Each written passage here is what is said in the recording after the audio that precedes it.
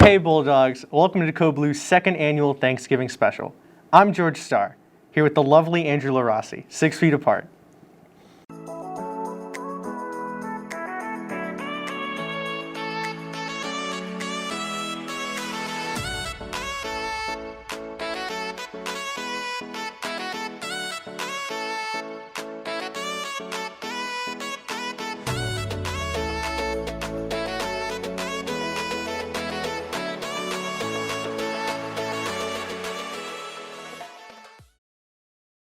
To start off this special episode, let's go to CBN reporter George Starr, who's sitting right next to me, who has some information on how you can stay safe during the holiday season. 12,085,389. That's the number of reported COVID cases in the US alone, as of writing the script Saturday night. 255,823. That's the number of deaths in the US. For a year, these numbers have been doing nothing but getting bigger and bigger. These two numbers should absolutely strike fear and concern into everyone. The CDC and the WHO, just about anybody you ask, has told you to wear a mask, sanitize, social distance, and stay away from any unnecessary people or places. Pretty much every country has followed these guidelines, and a lot have done a very good job at reducing the spread of the virus. Well, all except the US, which we sadly live in. The US has the most cases out of any country, and by a large margin. But why? It's the lack of conformity and the consistency of pushing guidelines. The CDC recommends that all individuals, regardless if you've had COVID or not, to continue practicing the guidelines, i.e. wearing a mask, social distancing, hand sanitizing, and staying away from people. Even though the US is practicing all of these, the cases are still skyrocketing. It comes down to the small cases where people don't wear a mask when they come into a store, other small things that add up. But it's mostly because a lot of people do not like to follow these basic guidelines that they deem too limiting. These are especially common in small businesses or areas, like my favorite place to work, Trukeys. The amount of people that come into the store without a mask every day is quite alarming. It's businesses and people who refuse to conform and comply that keep the number of cases on the rise.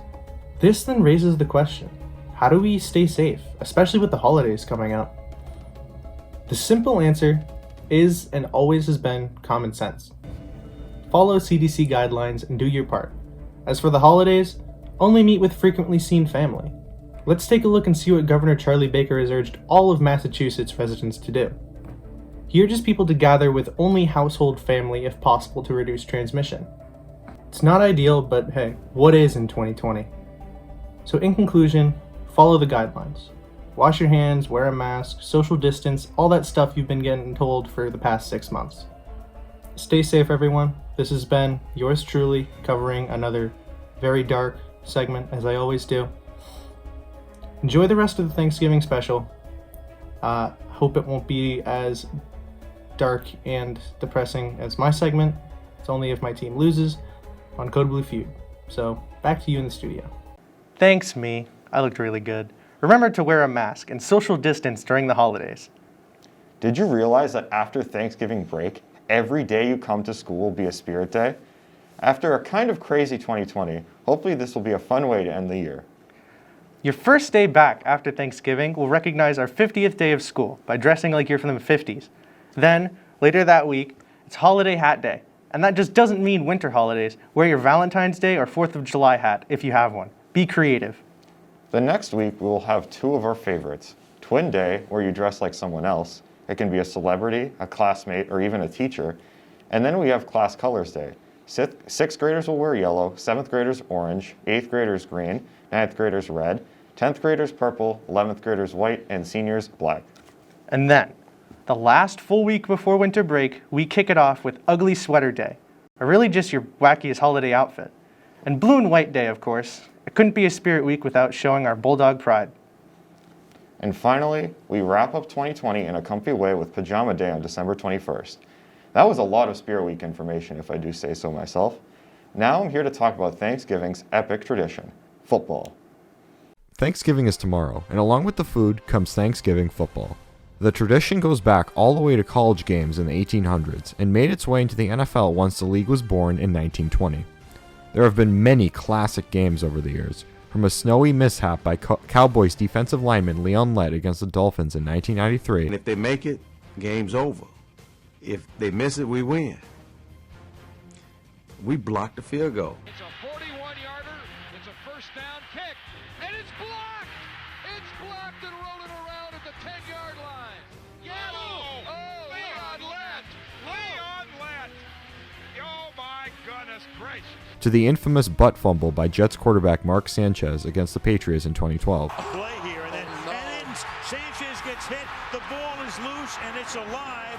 I have never seen this before in my life. Watch this. Vince Wilfork is going to throw Brandon Moore back into his quarterback. He's going to fumble the football.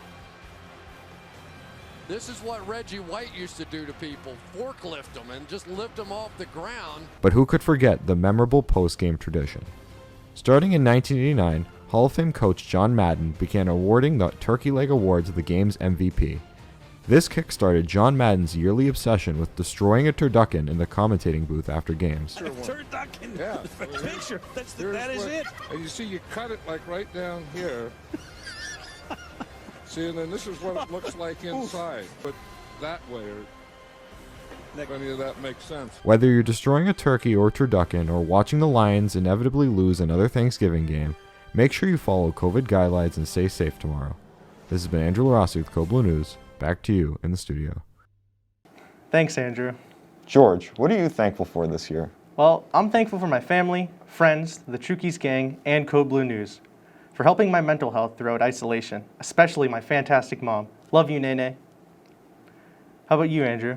Personally, I'm thankful that Joe McLaughlin is here with a segment where he asks students that exact same question. Is that really your highlight of 2020? There's not much competition. Hi, I'm Joseph McLaughlin. Thanksgiving's coming up on Thursday, so let's see what everybody's thankful for. I'm thankful for my family and my friends, my mom and my dad and my sisters, because they've always been there for me, and I'm hoping they always will. I'm thankful for my family. They're always there for me. They're always looking out. I'm also thankful for my friends, because they're also doing the same thing. They always cheer me up on my bad days. Well, I'm thankful for my family and friends too. And Evelina, I know you want me to say your name, so I'm thankful for Evelina and the others that been there for me, and they're always there through the tough times, and I'm thankful for that. I'm thankful for my family and how we're healthy, and how a lot of people are.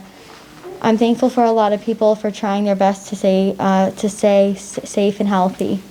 I'm thankful for my family being super supportive of most of the stuff I want to do. They're always there for me, and I really love them. Thankful for my mom for making the food the past years, bringing us with family, and my dad for helping my mom out the past years with everything. So I'm thankful to at least have some of my family together, because with COVID, not really all my family can be together, but I'm thankful to at least have the people that are in my house with me. I'm thankful for my family. I'm thankful for my mom, my dad, my dog, my friends. I'm thankful for the teachers and my family, because without the teachers, we wouldn't really get that good of an education, and we wouldn't get to go off to college or get a good job. And I'm thankful for my family because they provide me with so much. They provide me food, water, a roof over my head, and clothes on my back. Well, this year is all about health, isn't it? I'm pretty thankful that mine continues to be good, as does my family's. That's a chief focus. Well, this year is a tough one with the pandemic, but I've been trying to think of things that I can find in that I'm thankful for. So one of them is less traffic on my commute. Another one is having more time with my kids at home because we're not going anywhere. And the one big thing I'm thankful for this year is my oldest son, Aiden, finally got his driver's license. I'm thankful for my family, my fiance, and overall health. I am thankful for all of you guys and everybody in the school and my family, and I'm just thankful that I can be a part of this great institution. Thank you everybody for sharing what they're thankful for this year. Personally, I'm thankful for all the family and friends that have helped me through this pandemic, and I'll be definitely thankful for all the food that I'll be eating on Thanksgiving. So, have a happy Thanksgiving, be safe. This has been Joseph McLaughlin for Code Blue News. Back to you in the studio. Thank you, Joe. Wholesome as always. With the holiday season approaching, we thought it would be a great time to share some recipes. Alongside Student Council and HCAM, we are creating a Holbrook's Test Kitchen show and a digital cookbook with all the recipes featured in it. The top entries will be shown on Code Blue, and the HMHS community will select Holbrook's top chef. You received an email from Mrs. Stevenson on November 19th with all the information about entering. If you have questions, please email Ms. Gal, and remember, all entries must be received by December 11th. Now for the moment you've all been waiting for, the return of Code Blue Feud. Who will reign supreme this time? Team Barbecue or Team Lysol? Let's find out.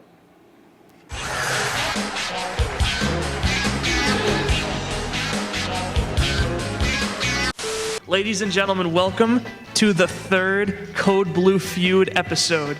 Today, it's going to be the greatest one yet. Let's go through the teams.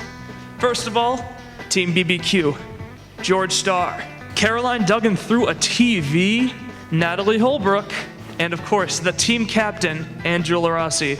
Now let's go to Team Lysol. Kevin Hillman, Joseph McLaughlin, otherwise known as by his friends, well, just me, as Joey Mack, Nick Chaffee, and of course, the other team captain, Chuck LaRossi. And I think it's about time we're gonna get right into the game. Just a quick disclaimer. We got these questions off of the official Family Feud website. They're really stupid. So if you have any negative feelings towards these questions, direct it to Steve Harvey, not me or Brianna. So our first round is of course going to be Chuck versus Andrew. So I have not thought through the clocking that much. So if you know the answer, I just want you to, slap your desk. Make sure you're muted. Ready? In what place are you told to be quiet? Chuck. The library. Good job, Chuck. Do you want to pass it or do you want to play it? Let's play it. All right, so that's of course going to go to Nicholas Chaffee. What do we think? How about, I don't know, a church? Okay. Of course, that would go to Joseph McLaughlin. How about a church, Matt? Hold on, wait a minute. Oh, not church, I'm sorry, classroom. That's what I meant to say.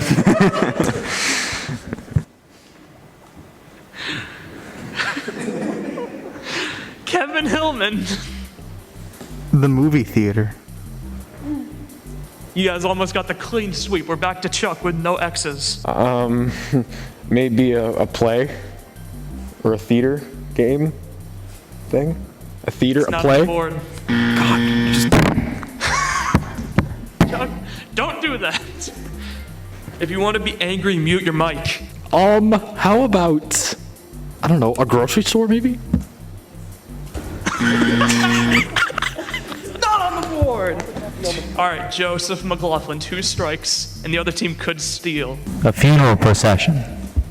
That is a fantastic answer, but it's not on the board. Come on, survey. All right, Team BBQ, there's no more time. What do we think? Okay. A wedding. That's not on the board. I need to know. Chuck E. Cheese. A hospital. What? So the first round is of course going to go to Team Lysol. Thank you. Round 2. Nick Chaffee, Natalie Holbrook, are we ready? Name a popular dessert. Definitely Chaffee. Cake. All right, but Natalie has the opportunity to get the top pick. Unmute yourself. Ice cream. But you got it. All right, Natalie, is your team going to pass or play? We're gonna play. Caroline Duggan, I need you to name a popular dessert. Pie. Is it there? Oh, it's there, Duggan. Maybe you won't get swept this time. Cupcake. It's not on the board. Who made this? All right, with 1 strike, Andrew, what are you gonna say? Brownie. It's not there. I got to agree, but I didn't make the survey, man. I'm thinking cookie. That is a good answer, and it's on the board. Caroline Duggan, are you going to save the round? There's 2 strikes. Pudding. It's not on the board, but I respect it. All right, so you guys have been talking. Chuck LaRossi, are you going to steal it? Yes. What? Then what? A cobbler. A what? A peach cobbler. What is that? It's, well, the way my mom used to make it was, I'm not going to get into that. Why would I get into that? Okay. All right, so Emma. that's not it. Thanks, Emma. The last answer.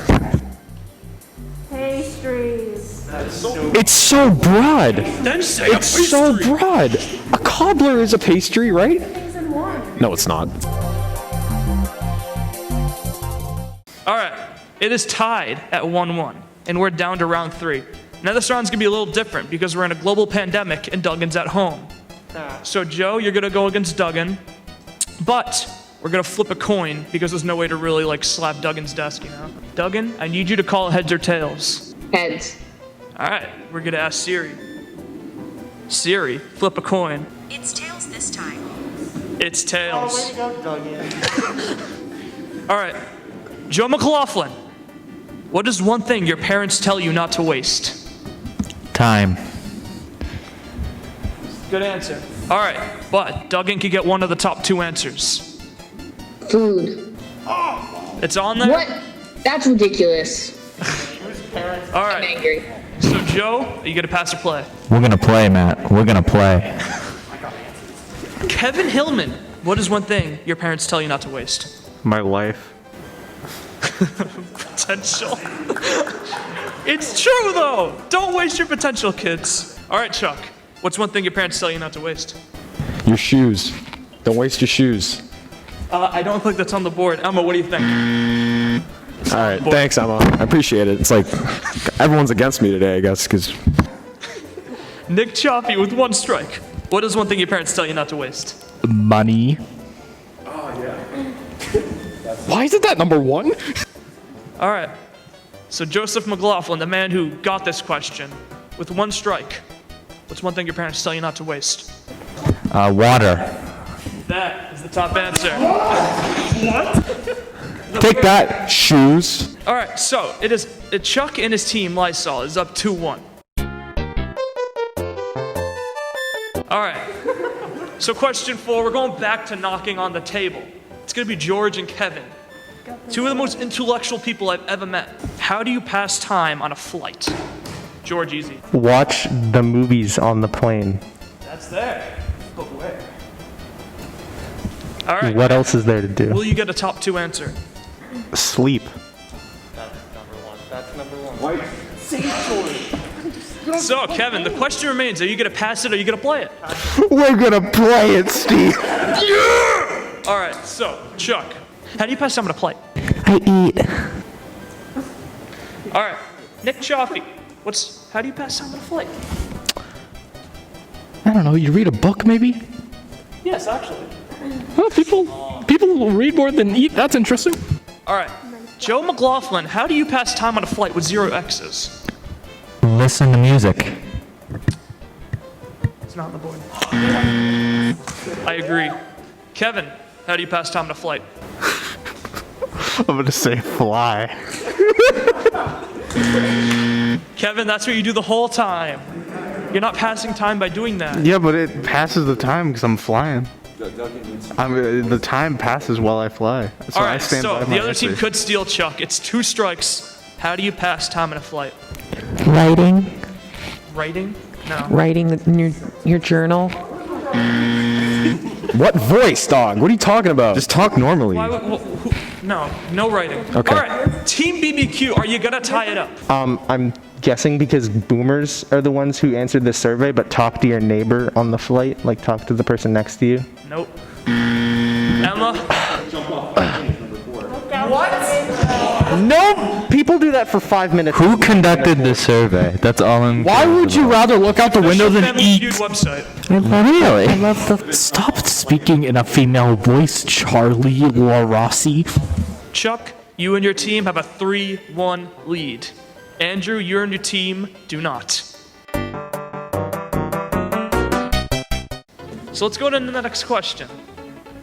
It's going to once again be Chuck versus Andrew. Slap the desk, please, when you're ready. Why would an adult throw a party? Chuck. To meet with friends that they haven't seen in a while. Like meet with friends. Meet with friends. How is that not one of them? What do you do at a party? You just sit around? Can I answer? Yes. God. Birthday. Yes, I meant like occasion, Chuck. Top answer. It's just so broad, yo. Is Andrew going to pass or play? We're gonna play. I don't know, I'm still asking that. Everyone's going to play. Natalie Jean Holbrook. When would an adult throw a party? For a holiday. That's the number 2 answer, Natalie. Thank you. An anniversary. I agree. Siri. All right. Anniversary. George, there's no X's on the board. Why would an adult throw a party? Graduation. That's a good one, though. All right, Andrew. There's 1 strike on the board. When would an adult throw a party? That's a good question. Can you hurry up? Oh my God. I agree. What was your answer to this time in the question world? again?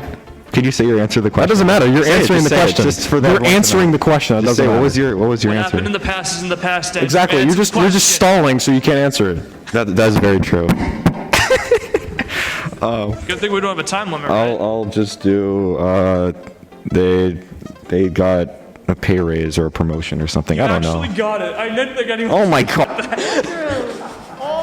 I did not think anyone was gonna get that. I thought Doug was gonna get super. This is rigged against me and my family. I'm suing you. All right, good job, Andrew. All right, Natalie, you're in the clear. There's only 1 strike and there's 1 on the board. Why would an adult throw a party? Because they're selling something. You know how they have those little parties, get together? No. Let me finish my answer. Well, it's not there. Thank you. All right, Caroline Duggan with 2 strikes. I recommend you guys start talking. A sporting event. Good one, but no. Technically, that would be a holiday. You could blame Steve Harvey for that one. I don't get the day off for the Super Bowl. All right, what do we think, boys? Why would an adult throw a party? A cookout. Again, why? Like A cookout. What? An occasion. That's an occasion. That's a type of party. These are so stupid. The answer, number 3 answer is Wedding. A wedding is its own thing. It's not a party. A wedding is an occasion. Why would Wedding's an someone throw a wedding? Any Like, anger directed it's like you towards these act like questions it's goes easy to answer these Harvey. questions. Guys, a wedding is its own thing. You don't throw a wedding like, hey guys, we're gonna go have a wedding. Have you ever been married? No. So how would you know? I've been to 4 weddings. Have you ever been married, Mr. Steve Harvey? Like, God. I'm still mad about the fact that brownies aren't considered a dessert. All right, so we're on to Natalie and Chaffee. It is 3-2, and let's be honest, we all want the illustrious Game 7. What do siblings fight over? That was a literal tie. Okay, let's do a coin flip. Natalie, call a coin flip. Tails. Suri, flip a coin. It's gonna be heads. Oh. What do siblings fight over after that botch? When they wear each other's clothes. It's actually on the board. What would you know? How do you know these things, Natalie? Common thing. All right, you can have. Can Nick Chaffee get one of the top 2 answers? Probably not, but I'm going to say, what do siblings fight over? I don't know, money maybe? It's a strange one. If you're taking your siblings' money, that sounds like a you problem. All right, so we're going. Oh, that's tough. All right, Duggan, what do siblings fight over? We're gonna play. Space. Like. That is on the board. I'm so smart. Oh yeah, no consoling Maggie. I know she's in the same room as you probably. She's not. She has a job. Cheating. All right, George, what do siblings fight over? Attention. I'll allow it. Andrew, what do siblings fight over? Like toys and stuff, or stuff that you own. Good answer, but it's not there. All right, cool. Apparently 65-year-old children answered this. Natalie, What do siblings fight over with one strike? I don't know, but I'm gonna say food. Ooh, is it on the board? It is. On the board. All right. Caroline Duggan, what do siblings fight over? Items, like personal items. I don't know. It's pretty broad. Yeah. Which means it can't be wrong. Shafi with these heel tactics. All right, I'm sorry, Duggan, that's an X. George with 2 X's. What do siblings fight over? Maybe if you have a pet, they fight over the pet. No. All right. What do we think? What do we think? Any of you can answer. I don't care. What do siblings fight over? Remember, this could win the game or it could force Game 7. Matt, I'm gonna say the Xbox or the video games. Should we count it, Emma? I don't know. That's tough. Okay, so let me explain this next part slowly because it's very important. So of course, this entire survey was made by boomers. We figured that out slowly but surely. So Joe said Xbox, but the answer was remote. So it became a big debate. Joe said the Xbox. Fighting over the Xbox. Because the modern equivalent of a remote would probably be the Xbox. Like, everyone has a TV in their room, but there's probably only one Xbox. You can see where the issues are coming up. It became an absolute war zone. I felt very uncomfortable. Joe said the Xbox. But in the end, we made the right choice. We decided that we weren't going to count it. We were going to Game 7, boys. Brianna, you created the show. What do you think? All right, it is a tie game, 3-3. I saved possibly the strangest question for last. So, it's gonna be, I didn't plan this very well. It's gonna be TV Duggan and Joseph McLaughlin. So Joseph, this time I'm gonna let you call the coin flip. Siri, flip a coin. What might a person do after college? Get a job. The baby boomer answer has. This is the weirdest question ever. Duggan, I didn't realize you were on the team that's talking right now. What might a person do after college? Move out of their parents' house? Do you guys just all want to leave and go to McDonald's or something? So according to Mr. Gorman, it's not even close. Sorry, Kevin. All right, Chuck Larossi, what might a person do after college? Join the military. That is on the board. Duffy, what might a person do after college? Take a break? I don't know. It's not on the board. I know. I don't know what someone would do besides get a job. I know what it is. Okay. All right, so you might want to get a couple more, Joe, because if they get 1, they're going to win the game. You have 2 strikes. What might a person do after college? Go to grad school. No. What? Travel, final answer. Travel. It's there. You're welcome. We won. That's toxic, I'm set. That's true. Chuck blew a 3-1 lead. Because the answers were rigged. Chuck, I don't think we should count this Code Blue Feud. It was really scuffed. I'll tell you what happened. You won your first Code Blue Feud. Yay. I'm still mad about the fact that brownies aren't a dessert. Stop talking about the barbecue segment now. Yes. That's all it means. That's your price. What else is on the board? Let's see what Chuck bit, Matt. Please enlighten me. Isn't that kind of... That's kind of fast. They're in debt. Why would you get married? You're going to be even more debt if you start a business. Ladies and gentlemen, the winner of Code Blue Feud 3, Angela Rossi, Natalie Jean Holbrook, Caroline Duggan through a TV, and George Starr, Team Barbecue. So with that said, the barbecue segment is finally put to rest.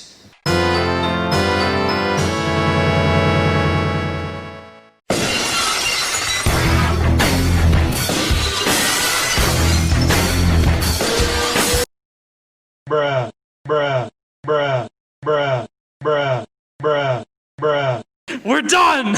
Happy Thanksgiving from Matthew Messina and the rest of Code Blue News. Bye. No, you lost. You get Please stop. Never again. I am very proud to be me today. The ultimate Larossi. The man who drafted the greatest team. The man who ended Duggan's streak. I am the king of kings. That's what I'm thankful for today. Myself. I'm thankful for myself too. Happy Thanksgiving, everyone. Please don't go out for Black Friday. There's literally a global pandemic. That wraps up this week's show. I'm George Starr. And I'm Angela Rossi. See you next Friday.